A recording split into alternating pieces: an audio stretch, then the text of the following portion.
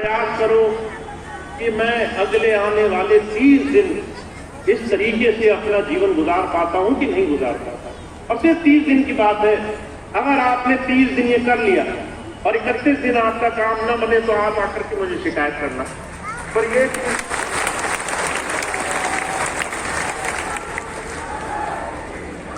तो हमें थोड़ा सा इस दिशा में प्रयास करना है, हमें इस दिशा में प्रयास करना है कि हम ज्यादा से ज्यादा अपने आप को अपने गुरु चरणों में जोड़ें और ऐसे पावन अवसर पर हम गुरु से सिर्फ यही मांगे कि वो हमारे अंदर विश्वास, भरोसा, उसकी तरफ जुड़ाव जोड़कर रखे।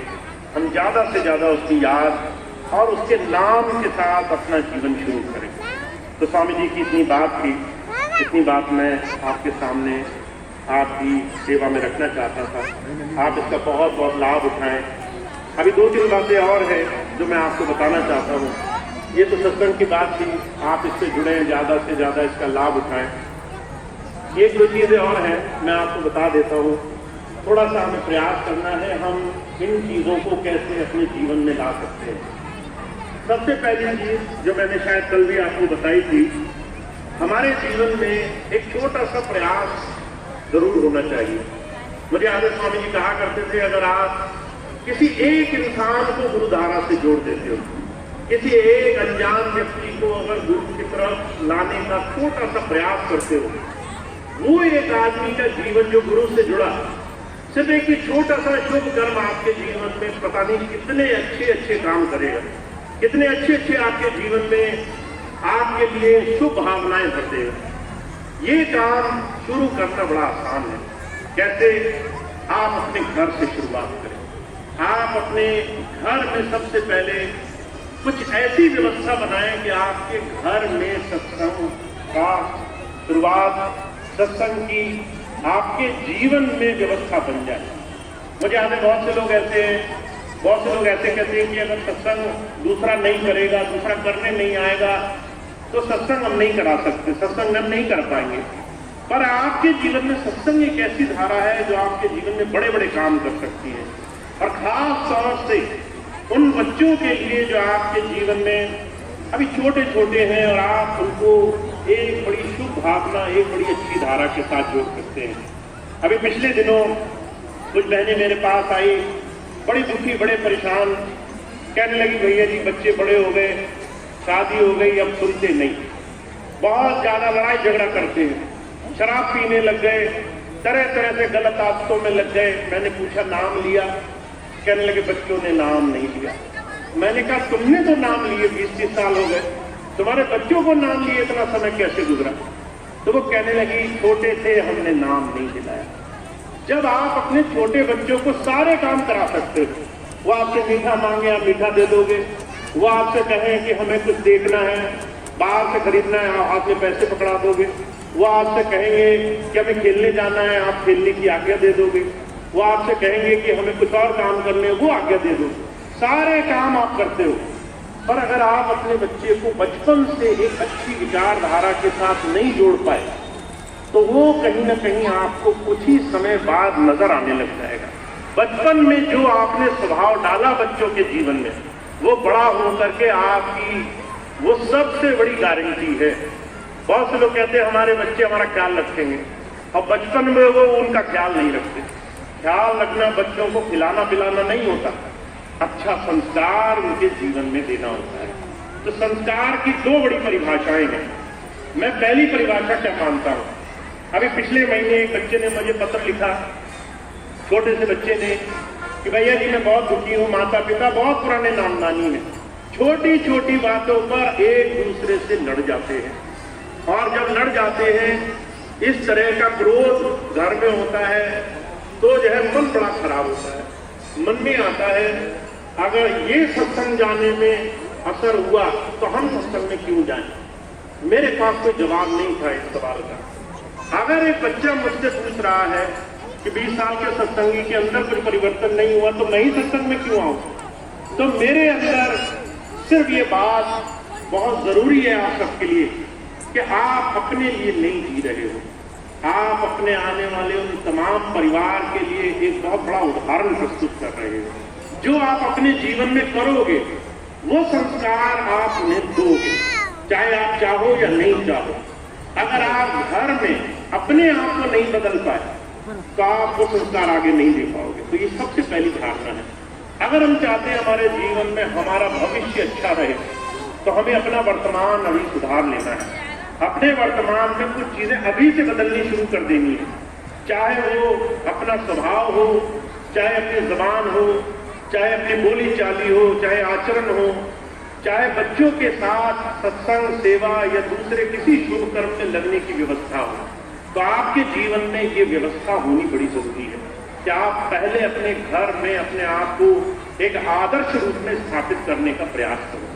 ऐसा जीवन जियो जिससे एक बड़ा सुंदर हम ऐसा आदर्श रूपित कर सके जिससे बड़ी खुशबूदार फूल फैले। दूसरी सबसे बड़ी चीज क्या है? अगर सारे काम बचपन से बच्चे को सिखा रहे हो तो उसको सेवा भी सिखाओ, उसे सत्संग भी सिखाओ, उसे किसी दूसरे का आदर सम्मान, दूसरे की अच्छी तरफ जोड़ना भी सिखाओ।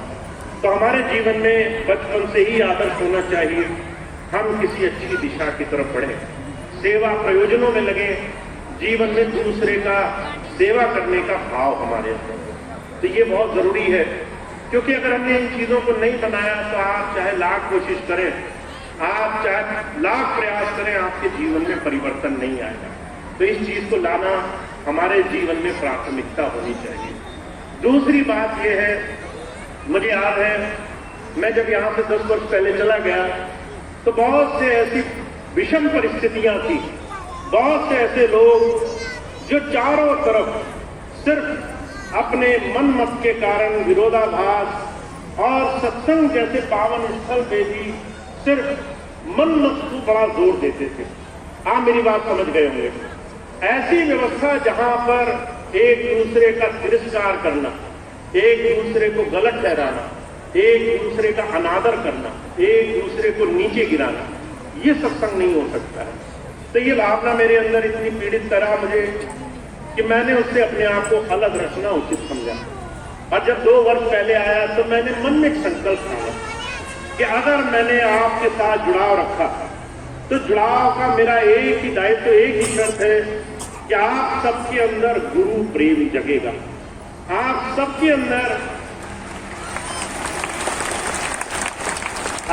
अंदर एक दूसरे से कोई प्रतिस्पर्धा नहीं होगी। आपको इससे कोई मतलब नहीं होगा कि मेरा साथ वाला सत्संगी वो तो डीजी बन गया और हम सेवादार रह गए, हम भी उसी के साथ लगे हुए थे, हमें तो उतना ऊंचाई नहीं मिली, और आप वहां कहीं बैर विरोध बुराइयां दूसरी चीजें मन में बसा कर रखते। आपके अंदर सिर्फ गुरु प्रेम जगे। आपके अंदर अगर एक छोटा सा अवसर मिला, आपको कहा कि आप सिक्योरिटी में, लंगर में कहीं सेवा करो, और आप वो सेवा एकदम गुरु को हाजिर नाजिर मानकर कर रहे हो, आपको लग रहा है मेरे गुरुजी वहीं मेरे साथ ही बैठे हैं, किसी डीजी किसी दूसरे पद के साथ बैठे हो नहीं हो मुझे नहीं पता, पर मेरे साथ तो बैठे हैं, मुझे इतना इस समय गुरु की याद है, तो आप अपनी सेवा में सफल हो जाओगे। तो मेरा संकल्प सिर्फ एक है कि आप सिर्फ गुरु प्रेम से अपने जीवन को भर लें, दूसरी चीजों का एक लेश मात्र भी अपने जीवन में स्थान न रहने दें। और अगर हम ऐसा कर पाए आज के कलयुग में कि हम एक दूसरे को गुरु दृष्टि से देख पाए, हम गुरु प्रेम की दृष्टि से एक दूसरे के साथ लग पाए, एक दूसरे का हाथ बटा करके हम सेवा में सिर्फ गुरु सेवा मानकर चीजों को कर पाए, तो आप इस चीज को सच मानिए, आपका एक एक प्रयास दुनिया के हजारों हजारों जतन से ज्यादा अच्छा होगा। तो हमें ऐसा प्रेम, ऐसे गुरु प्रेम की भावना से जुड़ना है। और मेरा संकल्प ये है, मैं आप लोगों को मेहनत कराता रहूंगा जब तक आप मानेंगे नहीं। तो आप सभी भाई बहन प्रयास यही करें, खूब प्रेम से सेवा करें, खूब एक दूसरे के साथ जुड़कर रहें, एक दूसरे का सम्मान करें, एक दूसरे के हर एक अच्छे प्रयास को आगे बढ़ाएं। और अगर किसी से गलती हो जाए तो उसको ऐसे भूल जाएं कि जैसे वो चीज कभी हुई ही नहीं। जितनी जल्दी आप दूसरों की त्रुटियों को भूलेंगे और जितनी ज्यादा आप दूसरे की अच्छाई को याद रखेंगे, उतना ज्यादा आप मेरे प्रयासों को सफल कर देंगे, उतना ज्यादा मेरी कोशिशों को अच्छा कर देंगे। तो ये आप सबसे विशेष अनुरोध है, आप सब लोग स्वामी जी के प्रेम में और उनकी याद में जुड़े हैं, आप सबसे एक बड़ा विशेष अनुरोध है, दूसरे को जल्दी क्षमा करो और दूसरे की अच्छाई को थोड़ा ज्यादा गाया करो। दूसरा एक अच्छा काम करे उसे 10 बार गा दो, और दूसरा गलत काम करे तो उसे झट से भूल जाओ। और अगर आपने छोटा सा नियम बना लिया तो आप मेरे प्रयास, मेरी कोशिश जो भी मैं कर रहा हूं उसमें मेरा बड़ा सहयोग करेंगे।